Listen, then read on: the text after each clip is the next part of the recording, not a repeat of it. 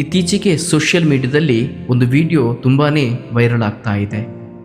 ತನ್ನ ತಂದೆಯ ಅಂತ್ಯ ಸಂಸ್ಕಾರದ ವೇಳೆಯಲ್ಲಿ ಮಗಳು ವಿಡಿಯೋ ಕಾಲ್ ಮಾಡಿ ಆಡುವಂತಹ ಮಾತುಗಳು. ತನ್ನ ಇಡೀ ಜೀವನವನ್ನು ತನ್ನ ಮಕ್ಕಳಿಗೋಸ್ಕರ ಮೀಸಲಿಟ್ಟಂತಹ ತಂದೆಯ ಶವ ಸಂಸ್ಕಾರಕ್ಕೂ ಮಕ್ಕಳಿಗೆ ಬರಲಿಕ್ಕೆ ಸಮಯ ಇರುವುದಿಲ್ಲ. ಹೌದು, ಇದು ಒಬ್ಬ ಅನಾಥನ ಕಥೆಯಲ್ಲ. ಶಿವಚರಣ್ ಗುಪ್ತಾ ಅನ್ನುವಂತಹ ಮುಂಬಯಿಯ ಒಬ್ಬ ದೊಡ್ಡ ಬಟ್ಟೆ ವ್ಯಾಪಾರಿಯ ಕತೆ. ತನ್ನ 3 ಹೆಣ್ಣು ಮಕ್ಕಳಿಗೂ ಕೂಡ ಒಳ್ಳೆಯ ವಿದ್ಯಾಭ್ಯಾಸವನ್ನು ಕೊಟ್ಟು ಒಳ್ಳೆಯ ಸಂಬಂಧವನ್ನು ನೋಡಿ ವಿವಾಹ ಮಾಡಿ ಕೊಟ್ಟಿರ್ತಾರೆ. ಆದರೆ ಜೀವನ ಅನ್ನುವುದು ಒಂದೇ ರೀತಿ ಇರುವುದಿಲ್ಲ. ಒಂದಷ್ಟು ಸಮಯದಲ್ಲಿ ಅವರ ವ್ಯವಹಾರಕ್ಕೆ ತುಂಬ ನಷ್ಟ ಸಂಭವಿಸುತ್ತೆ. ಅವರು ಅದನ್ನು ಕಳೆದುಕೊಳ್ತಾರೆ, ಜೊತೆಗೆ ತನ್ನ ಮನೆಯನ್ನು ಕೂಡ ಕಳೆದುಕೊಳ್ತಾರೆ.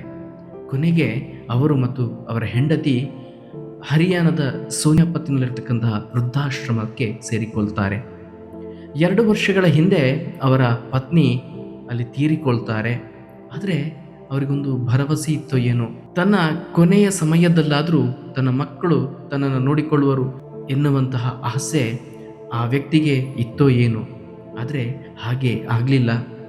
ಕಳೆದ ಆಗಸ್ಟ್ 4ರಂದು ಅವರು ತನ್ನ 74ನೇ ವಯಸ್ಸಿನಲ್ಲಿ ತೀರಿಕೊಳ್ತಾರೆ.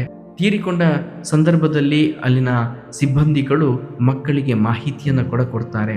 ಆದರೆ ಆ 3 ಮಕ್ಕಳಿಗೆ ಕೂಡ ಅಲ್ಲಿಗೆ ಬರಲಿಕ್ಕೆ ಸಮಯ ಇರುವುದಿಲ್ಲ. ಒಬ್ಬಳು ತಾನು ತುಂಬ ಬ್ಯುಸಿ ಇದ್ದೇನೆ, ಇನ್ನೊಬ್ಬಳು ತಾನು ತುಂಬ ದೂರದಲ್ಲಿದ್ದೇನೆ ಅನ್ನುವಂಥ ಮಾತುಗಳನ್ನು ಹೇಳಿ 5,100 ರೂಪಾಯಿಯನ್ನು ಆನ್ಲೈನ್ ಮೂಲಕ ಅವರ ಅಕೌಂಟಿಗೆ ಹಾಕಿ ನೀವೇ ಅಂತ್ಯ ಸಂಸ್ಕಾರವನ್ನು ಮಾಡಿ ಮುಗಿಸಿಬಿಡಿ ಎನ್ನುವಂತಹ ಮಾತುಗಳನ್ನು ಹೇಳ್ತಾರೆ. ಕೊನೆಯವಳು ವಿಡಿಯೋ ಕಾಲನ್ನು ಮಾಡಿ ನೀವು ಶವ ಸಂಸ್ಕಾರವನ್ನು ಅಲ್ಲೇ ಮಾಡಿ ಮುಗಿಸಿಬಿಡಿ ಅಂತ ಹೇಳಿ ವಿಡಿಯೋ ಕಾಲ್ ಮಾಡಿ ಒಂದು ಪ್ರಶ್ನೆಯನ್ನು ಕೇಳ್ತಾಳೆ. ಇನ್ನೂ ಎಷ್ಟು ಹೊತ್ತು ಬೇಕು ಅನ್ನುವಂತಹ ಪ್ರಶ್ನೆ. ಹೌದು, ಇವತ್ತು ಇಡೀ ಜೀವನವನ್ನು ತನ್ನ ಮಕ್ಕಳಿಗೋಸ್ಕರ ಮೀಸಲಿಟ್ಟಂತಹ ತಂದೆಯ ಕೊನೆಯ ಗಳಿಗೆಯಲ್ಲಿ ಕೂಡ ನೋಡಿಕೊಳ್ಳುವಂತಹ ಕೆಲಸಕ್ಕೆ ಆ ಮಕ್ಕಳು ಹೋಗಲಿಲ್ಲ. ಆದರೆ ಆ ಜೀವ ತನ್ನ ಕೊನೆಯ ಸಮಯದಲ್ಲೂ ಕೂಡ ತನ್ನ ಕಣ್ಣುಗಳನ್ನು ದಾನ ಮಾಡಿ ಆ ಶ್ರೇಷ್ಠತೆಯನ್ನು ಮೆರೆದಿದೆ. ತನ್ನ ಇಡೀ ಜೀವನವನ್ನು ತನ್ನ ಮಕ್ಕಳಿಗೋಸ್ಕರ, ತನ್ನ ಮಕ್ಕಳ ಭವಿಷ್ಯಕ್ಕೋಸ್ಕರ ಸವೆಸಿದಂತಹ ಆ ತಂದೆಯ ಆತ್ಮ ಎಷ್ಟು ನೋವನ್ನು ಪಟ್ಟಿರಬಹುದು ಅಲ್ವಾ? ಹೌದು, ನಾವಿದನ್ನು ಯೋಚನೆ ಮಾಡುವಂತಹ ಅಗತ್ಯತೆ ಇದೆ. ಇವತ್ತು ಸಂಬಂಧದ ಬೆಲೆ ಮತ್ತು ಸಂಸ್ಕಾರದ ಕೊರತೆ ಎದ್ದು ಕಾಣ್ತಾ ಇದೆ. ಕೇವಲ ಈ ಕಥೆಯನ್ನು ಕೇಳೋದು ಮಾತ್ರ ಅಲ್ಲ, ನಾವು ಕೂಡ ಮುಂದೆ ತುಂಬಾ ಯೋಚಿಸಬೇಕಾಗಿದೆ.